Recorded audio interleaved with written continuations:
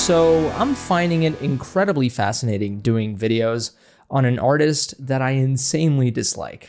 But the question is simple. Is Taylor Swift one of the greatest lyricists of our time? We'll find out. That's right, folks, it's Super Jesus Jackson, and today we're going to be taking a look at the lyrics to Taylor Swift's Blank Space. This song released in 2014 as part of her 1989 album.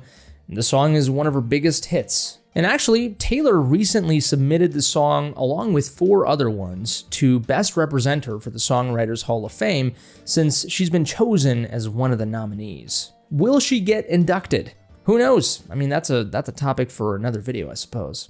So, Blank Space. Before I talk about the lyrics, I want to mention that musically the song is rather interesting.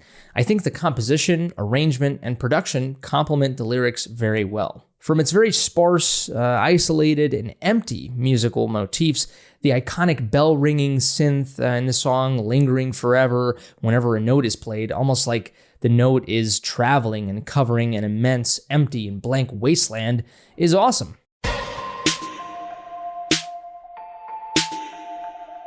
The percussion having spaces in between and the song being at a very moderate to slow tempo accentuates that space motif that the lyrics talk about. Before we continue, make sure you hit that subscribe button if you haven't already. Now let's get into the lyrics. The song, at first glance, and thanks in part to Taylor Swift herself saying so, is a response to Swift being labeled as a serial dater. And I think that when you read the lyrics, that all becomes increasingly obvious. Throughout the song, she writes it in the perspective of that serial dater, basically saying to the guy, look, I can be the girl of your dreams, or I can ruin your life. The best example of this is in the chorus, with, so it's gonna be forever, or it's gonna go down in flames.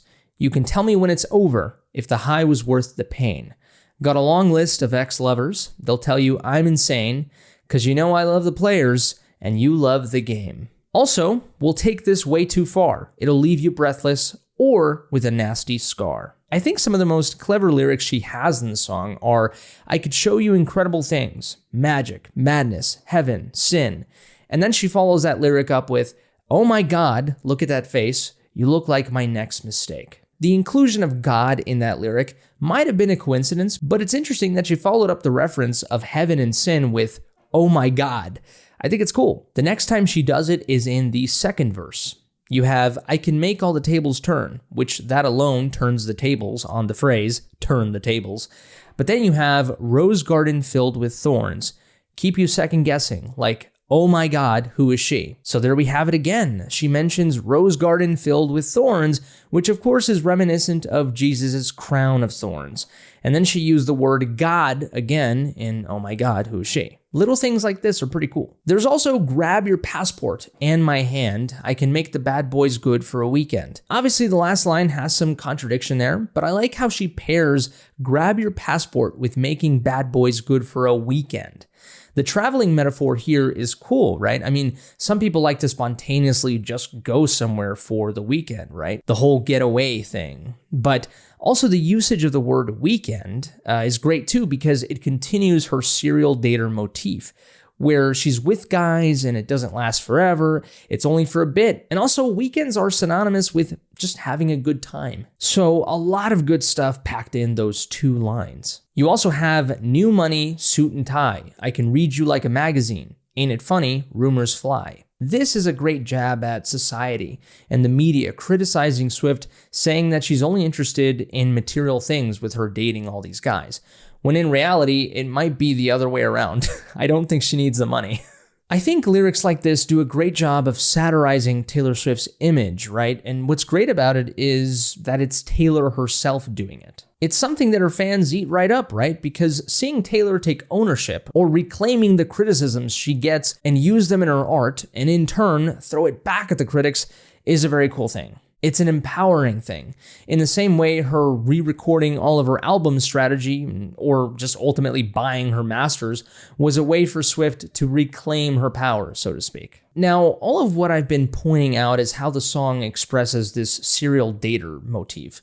But an interpretation that I got out of it, and it's not the most clever thing in the world, but something that I can't not mention, is just, follow me here, if you flip the song, it becomes a commentary of a woman's experience in the dating world. It's a woman commentating on what men do, which I guess now that I think about it, goes with the song's contradictory and turning the tables motif. It also goes with, I don't know, like Taylor's intention with this song was to have it be some sort of a middle finger to society and her critics on her being a serial dater. But the song being also taken as a jab to men and how they view relationships with women is another middle finger, if you think about it. There's a duality there. I think the most obvious reference to this is with the lyrics, "Boys only want love if it's torture. Don't say I didn't warn ya." Here, these lines can work with both interpretations of the song, the serial dater satirization and the interpretation I've gleaned. Because yeah, it's true in a lot of cases. Guys can often be the ones that make relationships burn down in flames. They at first come to you with what seems to be good intentions with the hope that it'll be forever, only to just want to spend the weekend with you.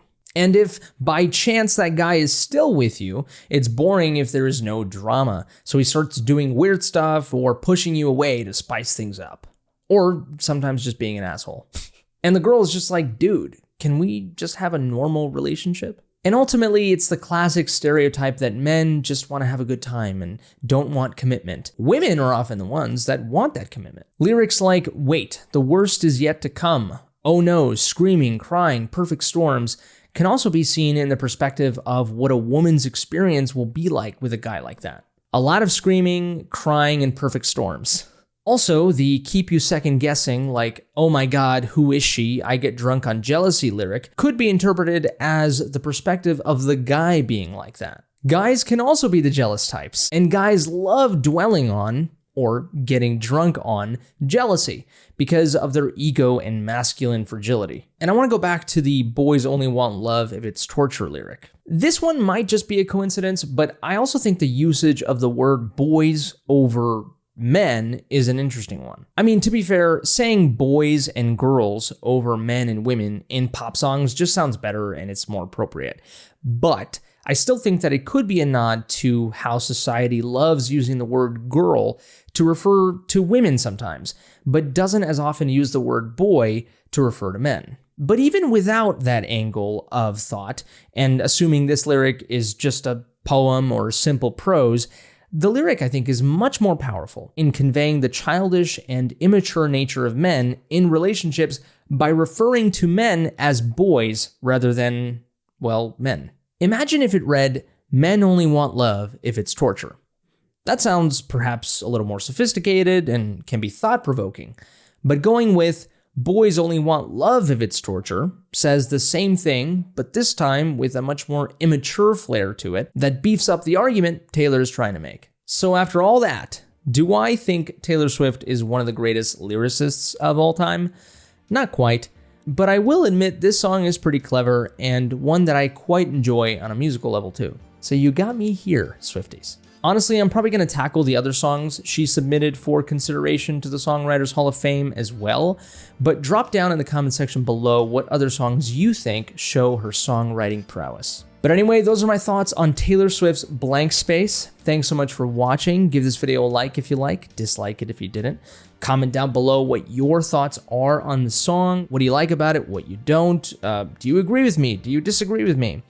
Share this video with your Taylor Swift loving friends if you will. Subscribe to the channel if you want to see more content like this.